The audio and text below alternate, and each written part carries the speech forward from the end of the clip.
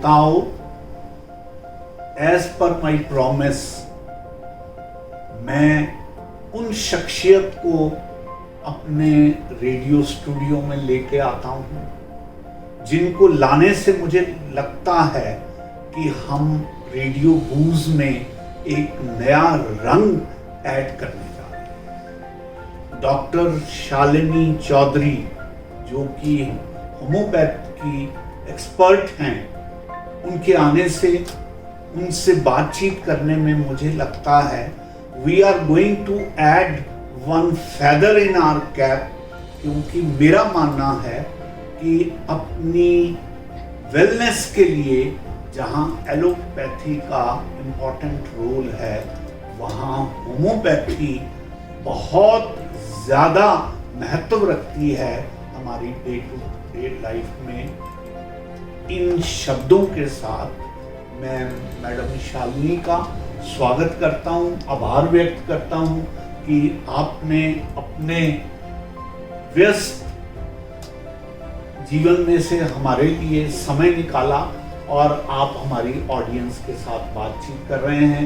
आपका बहुत बहुत आभार, बहुत बहुत धन्यवाद। मैडम, इससे पहले कि हम अपने ऑडियंस के साथ आपका राब्ता कायम कराएं, मैं ये जानना चाहता हूँ कि एक छोटी सी इंट्रोडक्शन जो कि आप हमारे ऑडियंस को बताना चाहेंगे अपने बारे में, अपने क्लिनिक के बारे में और अपने व्यावसायिक प्रैक्टिस के बारे में आप बात करें, फिर हम आपसे आगे बातचीत करें। सबसे पहले तो बहुत बहुत शुक्रिया धन्यवाद। ये प्लेटफॉर्म मुझे देने का, जिसके माध्यम से रेडियो बूज के माध्यम से मैं अपनी होम्योपैथिक सिस्टम के बारे में काफ़ी लोगों को बता पाऊँगी। जी। तो मेरा इंट्रोडक्शन बहुत छोटा सा ही है। मैं एक होम्योपैथिक प्रैक्टिशनर हूँ, डॉक्टर शालिनी चौधरी जी। हीलिंग पॉइंट नाम से हम एक क्लिनिक चलाते हैं जिसकी 2 ब्रांचेस हैं, एक वसंत कुंज में है और एक गुड़गांव सेक्टर 57 में है। ओके। मैं और मेरे हस्बैंड दोनों ही हम होम्योपैथिक फिजिशियन हैं। Very good. और ऐसा नहीं है कि एलोपैथिक और होम्योपैथिक का कोई जिसको कहते हैं ना कि कोई लड़ाई या कोई झगड़ा है, बिल्कुल नहीं है। दोनों ही सिस्टम जो है yes. अपने आप में एक कंप्लीट सिस्टम है। बिल्कुल। It is only a choice, हर एक पेशेंट की, हर एक इंसान की चॉइस होती है कि वो कौन सा सिस्टम अपनी वेलनेस के लिए चूज करना चाहता है। तो मैं होम्योपैथी में शुरू से ही बिलीव करती थी जी। और अपने 25 या 26 साल के करियर में मैंने बहुत से पेशेंट्स ठीक किए हैं जी। क्योंकि हम हेल्थ की डेफिनेशन को मेंटल, फिजिकल, स्पिरिचुअल सभी लेवल की एक साथ लेके चलते हैं जी। तो डेफिनेटली हम होम्योपैथिक सिस्टम से कोशिश करते हैं कि केयर भी करें और क्योर भी करें। बिल्कुल ठीक है। डॉक्टर शालिनी, मैं आपसे शुरू में ही ये बात स्पष्ट करना चाहता हूँ कि रेडियो बूज का जो लक्ष्य है वो सभी लोगों की वेलनेस के लिए उनको अवेयर करना, और वो वेलनेस फिजिकल प्लेन पर भी जरूरी है और वो वेलनेस मेंटल लेवल पर भी जरूरी है। तो इसलिए मुझे एक अलग से प्रसन्नता महसूस हो रही है कि आप होम्योपैथी के माध्यम से इसी लक्ष्य को लेकर आप चल रही हैं। मैडम, सबसे पहले मैं चाहूँगा कि मेरे श्रोताओं को आप परिचित करवाएं कि आपने इनिशियल क्या क्वालिफिकेशन आपके पास है और होम्योपैथी का कोई विशेष कोर्स आपने किया हुआ है और कहाँ से किया हुआ है? मैंने होम्योपैथिक में, जिसको सबको मालूम भी होगा, BHMS bachelors in homeopathic medical sciences जो है डॉक्टर BR सूर मेडिकल कॉलेज दिल्ली से किया हुआ है। Very good. और जैसे कि आपने बोला कि फिजिशियन का, जैसे सिस्टम की बात हो रही थी, तो हर फिजिशियन का भी यही एम होता है, प्राइमरी एम यही होता है, टू गिव क्योर। अब वो चाहे किसी भी ऑल्टरनेटिव साइंसेस से है या मॉडर्न मेडिसिन से है। जी, बिल्कुल ठीक है। तो आप कितने वर्षों से होम्योपैथी की आप और आपके हस्बैंड प्रैक्टिस कर रहे हैं? हमें 25 इयर्स हो गए हैं प्रैक्टिस करते हुए दिल्ली में और गुड़गांव में। ओके। और इस बीच हमने बहुत सारे पेशेंट्स को फिज़िकल लेवल पे ट्रीट किया है, पर मुझे काफ़ी साल प्रैक्टिस के बाद ये महसूस हुआ और मैंने रिजल्ट्स भी देखे, जब कि मेंटल सिम्टम्स अगर हमें मिल जाए पेशेंट के, जी। जैसे कि गुस्सा ज़्यादा आना या चिड़चिड़ापन रहना या मूड स्विंग्स होना, जी। तो उसमें हमारी मेडिसिन जो है वो बहुत ज़्यादा अच्छे से वर्क करती हैं। जी। तो इसी वजह से मैंने अपने 12 साल के होम्योपैथिक करियर के बाद PG diploma in psychological counselling किया। Very good. Indian Institute of Psychology Delhi से, ओके। जो गुलमोहर पार्क में है। जी। और मुझे उसके बाद जब ये रियलाइज़ हुआ कि बहुत सारी फिजिकल एलिमेंट्स जो हैं वो डायरेक्टली रिलेटेड स्ट्रेस से हैं, तो मुझे और ज़्यादा अच्छे रिजल्ट्स मिलने लगे। जी। तो ये हमने मतलब एक्सपीरियंस किया कि बहुत चीज़ें ऐसी हैं जो मेंटल लेवल पे जुड़ी हुई हैं, और बहुत सारे फिजिकल सिम्टम्स जो हैं वो कहीं ना कहीं मेंटल एगनी की या उसकी वजह से होते हैं। जी।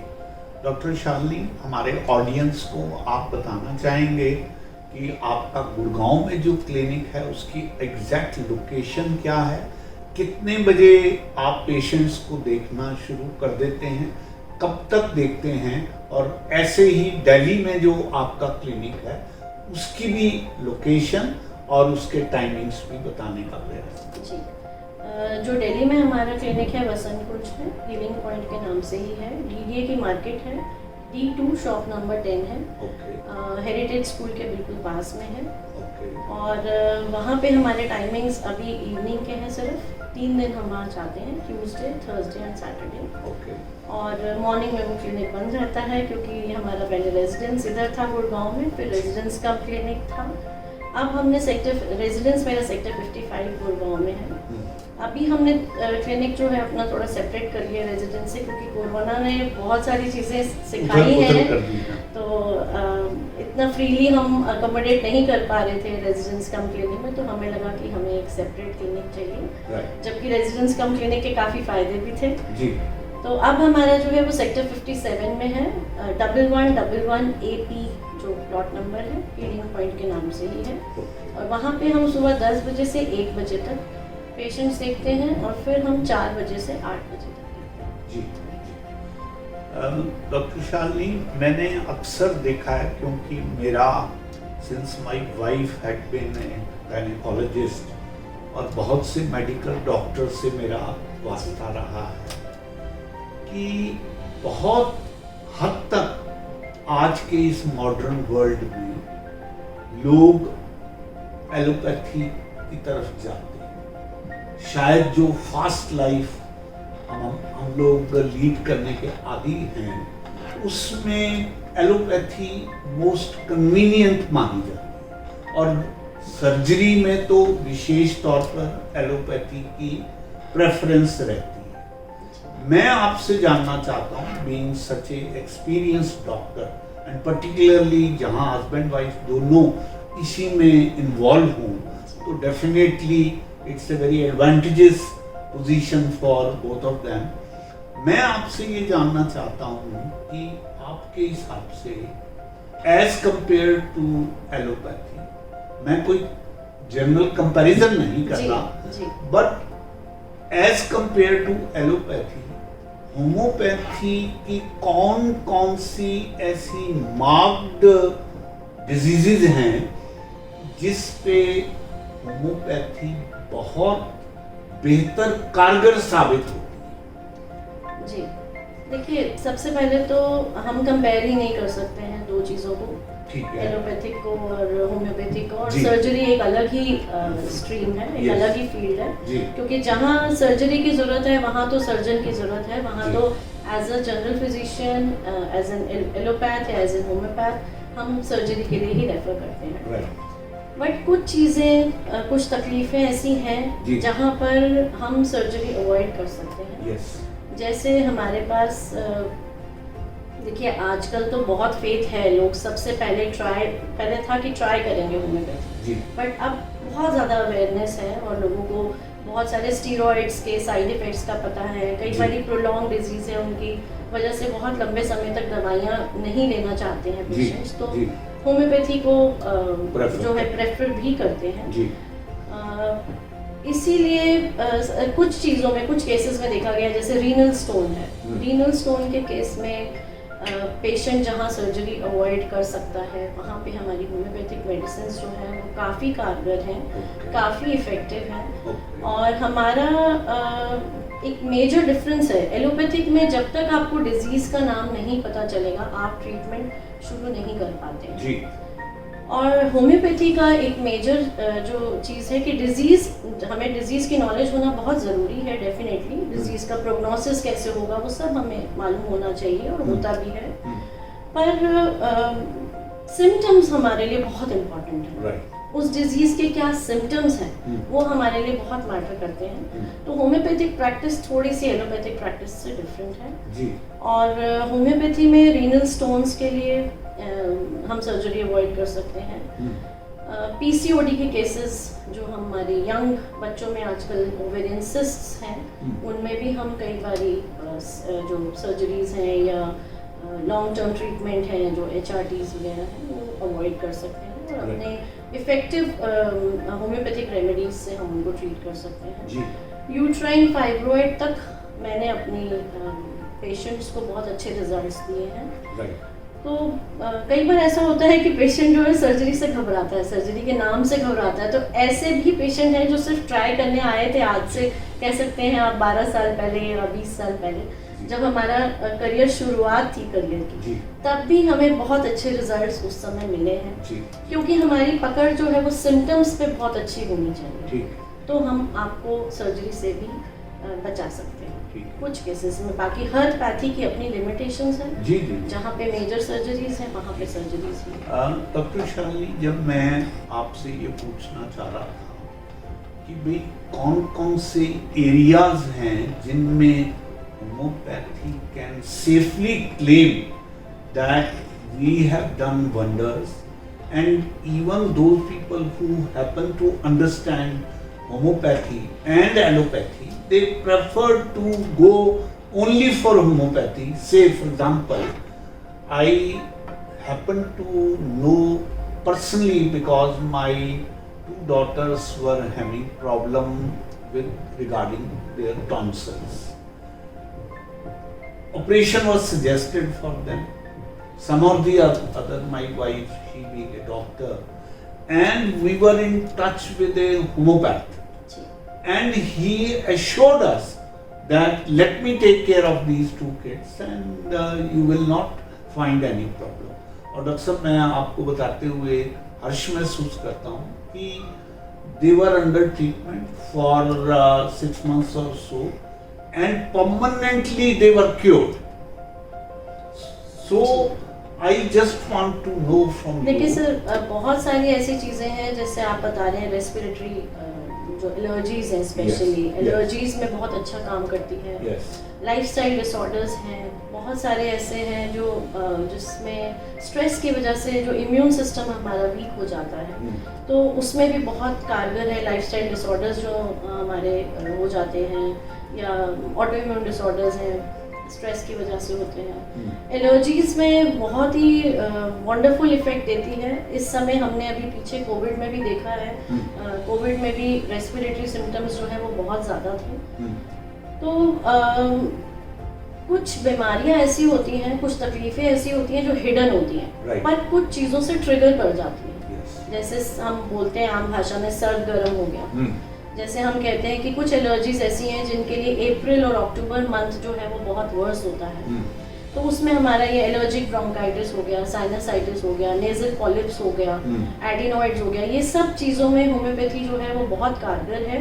डिपेंडिंग अपॉन द सिम्टम्स कि पेशेंट के सिम्टम्स क्या हैं। हो सकता है 2 पेशेंट्स को साइनसाइटिस है बट उन दोनों के सिम्टम्स फ़र्क हैं, डिजीज़ सेम है, हमने डायग्नोज कर लिया कि साइनसाइटिस है दोनों पेशेंट्स को, बट अगर सिम्टम्स दोनों अलग अलग बता रहे हैं तो हमारी मेडिसिन जो है अकॉर्डिंगली डिफर कर जाती है दोनों के लिए। तो इस तरह से सिम्टम्स को एनालाइज करने के बाद हम ट्रीटमेंट देते हैं। और होम्योपैथी का जो बेस है जिस पे ये काम करती है, जो बेसिकली है उसका वो है लॉ ऑफ सिमिलिया, सिमिलिया सिमिलिबस क्यूरेंटर हम उसको बोलते हैं, that means like cures like. तो जब हम एलर्जीज को, रेस्पिरेटरी डिसऑर्डर्स को, या इवन हमने कोविड को भी जब हमने उसको भी ट्रीट किया है, तो हमें हमेशा ये ध्यान में रखना पड़ता है कि जो सिम्टम्स हमारे पेशेंट बता रहे हैं उसी तरह के सिम्टम्स हम पेशेंट के अंदर इंड्यूस करें, ताकि वो हम उस लॉ पे काम कर सकें, लाइक क्योर लाइक। तो doctor Shalini, after understanding what you are speaking, in that way तो your diploma in psychology would have helped you a lot to understand the problem of your patient. बिल्कुल sir, हमारी सबसे पहले मैं ये चीज़ एक और बताना चाहूँगी आपके माध्यम से कि हर होम्योपैथिक मेडिसिन, चाहे आप किसी भी चीज़ के लिए ले रहे हैं, वो इम्यूनो बूस्टर है, यानी कि आपकी इम्यूनिटी को इंक्रीज करती है। और जैसा कि पीछे के हम बहुत सारे दिनों में देखते भी आए हैं, स्ट्रेस और एंजाइटी कोविड को लेके बहुत ही ज़्यादा रही है जी। तो स्ट्रेस जो है हमारा इम्यून सिस्टम जो है उसको वीक कर देता है, जिसकी वजह से हम बहुत सारी बीमारियों से लड़ने में असमर्थ रहते हैं। तो वहाँ पर होम्योपैथी जो है वो बहुत वंडरफुली रिजल्ट्स देती है, अगेन प्रोवाइडेड कि आपने सिम्टम्स को बहुत अच्छे से समझ लिया है। इसीलिए हम लोग मशहूर हैं एज अ होम्योपैथ की बहुत लंबी लंबी हिस्ट्री लेते हैं। आते हैं सर दर्द के लिए पेशेंट और पूछते हैं गुस्सा तो नहीं आता है, कोई आपके पर्टिकुलर या पिक्यूलियर सिम्टम्स जो हैं हम ढूंढते रहते हैं पेशेंट में। तो after doing this counselling, PG diploma in counselling, मुझे काफ़ी मदद मिली है। मैं पेशेंट्स से सिम्टम्स को एक्सट्रैक्ट करना जानती हूँ, क्योंकि फर्स्ट विजिट में एकदम से पेशेंट जो है वो आपको आके नहीं बताएगा कि मैं चिड़चिड़ा रहता हूँ या मैं गुस्सा करता हूँ। It becomes difficult to unfold himself or herself. तो जहाँ हमें मेंटल सिम्टम्स मिल जाते हैं, कोई पिक्यूलियर सिम्टम्स मिल जाते हैं, वहाँ हमारे पास चॉइस ऑफ रेमेडी जो है वो हमारी बहुत इफेक्टिव जाती है और एक्यूरेट होती है। It is not hit and try. बहुत सारे लोगों को ये है कि homeopathy is hit and try, ये नहीं लगा तो कुछ और, ऐसा नहीं। Doctor Shalini, since you have a diploma in human psychology as well, plus you must have studied various patients who came for treatment under homeopathy scheme. Nowadays it is being uttered by so many experts that the depression which people nowadays are having, number one, they don't identify it as a depression. They take it that this is a routine thing, normal thing, and hardly there is any patient or any person who can openly admit that I am undergoing a depression, though from their talks, from their behavior, from their day-to-day working, we can understand that he is under depression, and some people are under acute depression. Please tell me how to handle such patient and how they should themselves analyze that we are suffering with depression. Hence, they should take the decision to go to the doctor and then take the medicine. Sir, ये बहुत एक unfortunate चीज़ है कि जब भी हम depression या mood swings, depression एकदम तो नहीं आता, सडनली एकदम नहीं आता, it's a gradual process, but हम जब उस प्रोसेस में होते हैं तो एक फेक पॉजिटिविटी में रहते हैं सर। मोस्टली जो पेशेंट्स हैं, हम जो जब हम हिस्ट्री लेते हैं तो यही लगता है कि वो अपनी फैमिली को या अपने फ्रेंड सर्कल में बहुत स्ट्रॉन्ग दिखाते हैं कि हम तो पॉजिटिव सोचते हैं, हमें कोई स्ट्रेस नहीं है, हमें कोई भी इशू नहीं है। बिकॉज आजकल का जो हम लाइफस्टाइल देख रहे हैं उसमें स्ट्रेस जो है it is a part of life, it is a part of everyone's life. अगर मेरे पास भी कोई पेशेंट आता है और मैं उसको पूछती हूँ कि आपको क्या स्ट्रेस है या आप स्ट्रेस के बारे में, तो वो बोलते नहीं डॉक्टर साहब हम तो बहुत मौज मस्ती से रहते हैं, हमें कोई स्ट्रेस नहीं है। बाद में जब 2-3 सेशंस हो जाते हैं तब पता चलता है कि ये तो बहुत सीवियर डिप्रेशन है, क्योंकि एज अ फिजिशियन हम जान लेते हैं, बट पेशेंट खुद अनफॉर्चुनेटली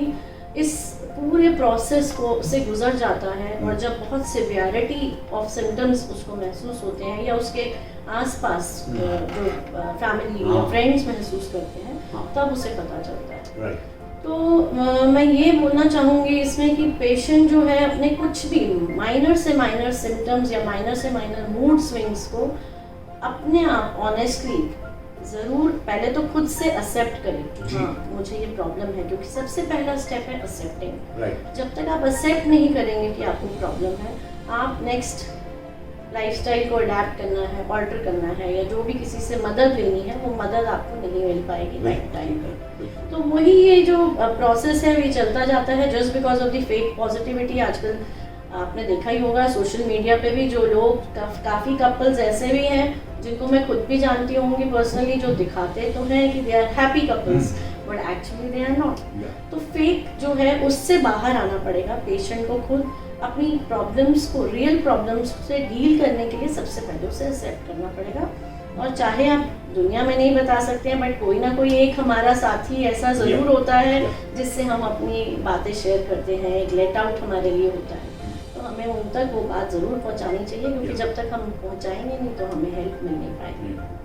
तो सर जो आपने बात कही है, I am reminded of one of my couplet which says कि कोई भी आईना मुझे मेरा अक्षी तो दिखाता है, रह जाता है जो भीतर मेरे कहाँ वो मुझको बताता है। तलाशता फिरता हूँ खुद को, खुद ही में मैं, तब कहीं अंत में जाकर मेरा स्वरूप वो मुझको समझाता। तो आपकी बात बिल्कुल उचित है कि जब तक आप सिर्फ अक्ष देख रहे हैं, जो दिखा रहे हैं समाज में, एक हिपोक्रेटिक आवरण जो हम ओढ़ के समाज में मूव करते हैं, उससे हटकर जो हमारा सही स्वरूप है उसको जब तक हम शेयर नहीं करेंगे तब तक आप अपने सिम्टम्स बता नहीं पाएंगे, क्योंकि आप तो सिम्टम्स उन्हीं से पूछकर ही तो पता लगा पाएंगे ना। इसीलिए सर हम बहुत लंबी केस हिस्ट्री लेते हैं, क्योंकि हो सकता है जो सिम्टम आज पेशेंट बता रहा है वो कहीं ना कहीं उसके चाइल्डहुड ग्रीफ से, कहीं ना कहीं किसी और इंसिडेंट से, कोई उसके बैड एक्सपीरियंस से जुड़ा हुआ है। वो उसमें हमें बहुत मदद मिल जाती है। और जहाँ तक आपने डिप्रेशन की बात करी, डिप्रेशन मुझे लगता है मोर एक्सपेक्टेशंस मोर डिप्रेशंस। जहाँ आपने अपना काम आपने अपनी खुशी के लिए किया तो बहुत अच्छा है, और अगर आपने दूसरे की से एक्सपेक्टेशंस उसमें जोड़ दी तो आपको डिप्रेशन होगा ही होगा, क्योंकि आपने अपनी खुशी की जो चाबी है ना वो दूसरे के हाथ में दी हुई है। ये जैसे अब हमने बात करी कि सोसाइटी को आप ये दिखाना चाहते हैं, Who makes the society? We make the society. आप और हम मिलके सोसाइटी बनाते हैं। तो उसमें हमारा योगदान और अच्छा हो सकता है जब हम रियलिटी में चीज़ों को एक्सेप्ट करें। तो डॉक्टर साहब, it's very interesting to talk to you because I am getting so many questions in my mind, because once somebody come in your contact, after all they are people among us. तो जिस तरह से हम अपने जीवन में ambitious हैं और हम लोग we look before and pine for what is not, जो कुछ हमें मिला हुआ है उसकी तरफ हमारा ध्यान नहीं जाता, हम तो जो रह गया है, जो छूट गया है उसको पाना चाहते हैं।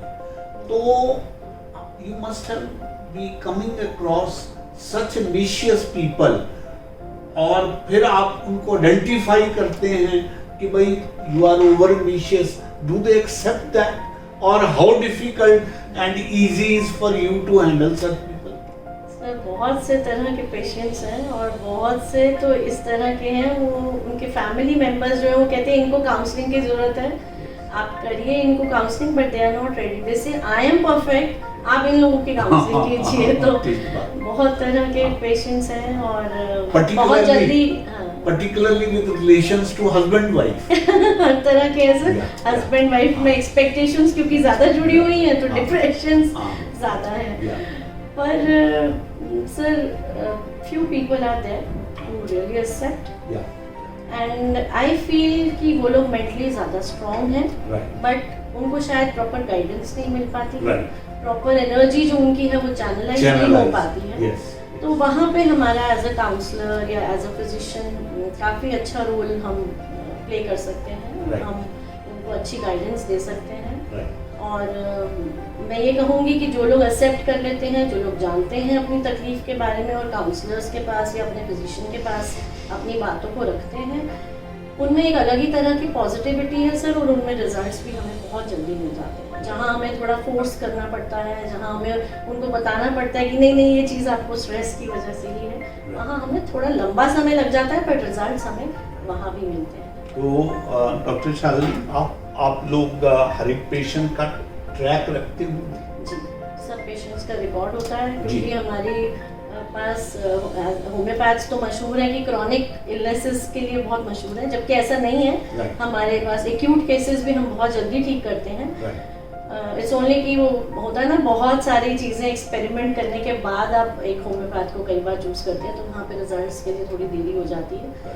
अदरवाइज तो क्रॉनिक इलनेस के लिए आते हैं तो हमारी एक बड़ी लंबी हिस्ट्री उनके साथ जुड़ जाती है, तो हमें पूरा ट्रैक रखना पड़ता है। तो डॉक्टर साहब, I personally feel that our talk with each other will definitely tremendously benefit our audience, क्योंकि जिस ढंग से आपने बात बताई है, मैं समझता हूँ कि हमारी ऑडियंस के बहुत से लोग आपसे मिलना चाहेंगे, बात करना चाहेंगे और चाहेंगे कि होम्योपैथी में उनका भी, क्योंकि एक प्लस एस्पेक्ट तो है ही ना कि होम्योपैथी के कोई साइड इफेक्ट नहीं, तो अगर कोई उनको बेनिफिट नहीं भी होता तो भी नुकसान तो नहीं होता। अपने आप में ये बड़ी बात है। तो इन शब्दों के साथ हम आपका बहुत बहुत आभार व्यक्त करते हैं, लेकिन मैं आपसे ये बात कहना चाहूँगा कि आज की हमारी और आपकी वार्ता एक बेसिक बात की वार्ता है। आपका सिर्फ हमने इंट्रोडक्शन दिया है। अब हम आपसे डिजीज स्पेसिफिक बात किया करेंगे, ताकि हमारे जो ऑडियंस हैं वो आपकी विद्वता का फायदा उठा सकें और आप उनको और अधिक हेल्दी और मेंटली स्ट्रॉन्ग बना सकें। इन्हीं शब्दों के साथ आपका बहुत बहुत आभार, बहुत बहुत धन्यवाद सर। ग्रैटिट्यूड, बहुत बहुत शुक्राना यहाँ पे बुलाने का, और आपके माध्यम से मैंने बहुत चीज़ें जो है पहुँचाने की कोशिश करी है, और हम कोशिश करेंगे कि आपने सभी दर्शकों को जो हमारे को सुन रहे हैं उनको बेनिफिट दे पाए। बहुत बहुत थैंक यू।